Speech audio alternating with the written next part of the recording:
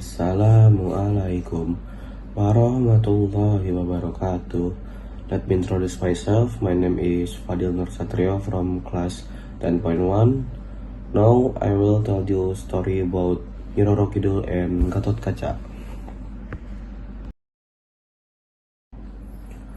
Legend of Nyi Roro Kidul.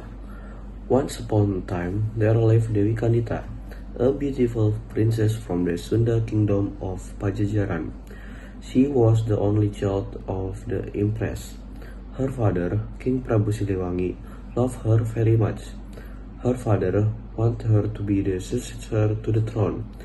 However, the king concubine Dewi Mutiara was jealous. She wanted her son to be the successor to the throne. She immediately looked for an evil way to harm Kandita. She managed to find a shaman who agreed to help. The shaman used magic so that Kandita suffered from a skin disease. Kandita was no longer beautiful because her body was covered in disgusting wounds. Dewi Mutiara then incited the king to expel Kandita. The king was incited because he was afraid that Kandita's illness would bring bad luck to the kingdom. Kandita was asked to leave the palace and the kingdom. Kandita felt very sad because of her bad luck. She walked for 7 days and 7 nights until she arrived at the southern sea coast. When night fell, she dreamed of a voice telling her to soak in the sea. Morning came. Without hesitation, she threw herself into the sea. Sure enough, all the wounds on her body disappeared. She became beautiful again. She even now had supernatural powers. Since then, she has been known as Nyi Roro Kidul, who control the spirit inhabiting the southern sea. Legend of Gatot Kaca.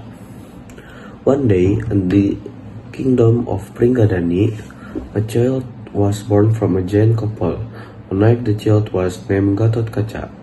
Before being named Gatot Kaca, the first name given was Jabang Tetuka. Jabang Tetuka was born with umbilical cord that could not be cut by any magical weapon even after 1 year of his birth. The father had tried various ways to cut the umbilical cord. He used the Panchanaka nail but still failed.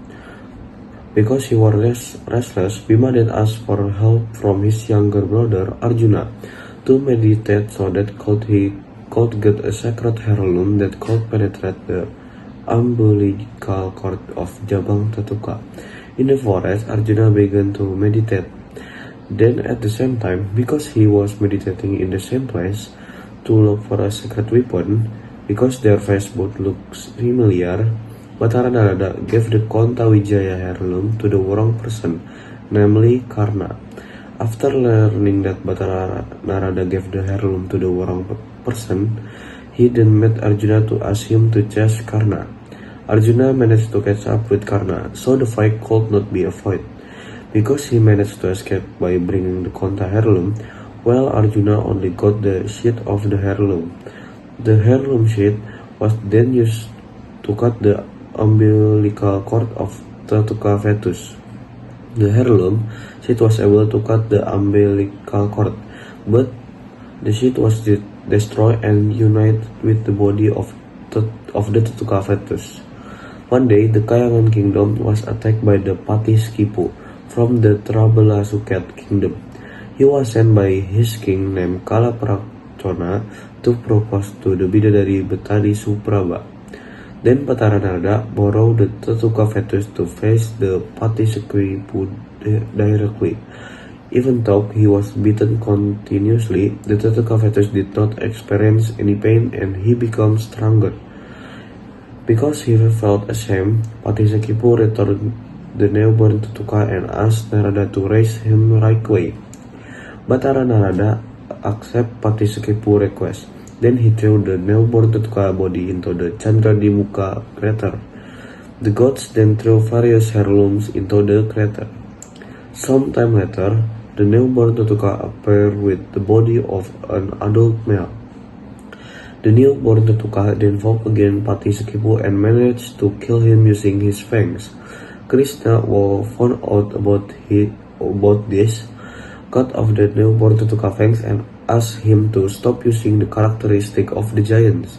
Batara Guru then gave a set of heirloom clothes, namely the Basunanda hat, the Antakusuma, and the Pada Kacharma sandals for Tutuka to wear. Since then, the name of the newborn Tutuka has changed to Gatot Kaca. That's all from me. If there are any wrong words, please forgive me. Wassalamualaikum warahmatullahi wabarakatuh.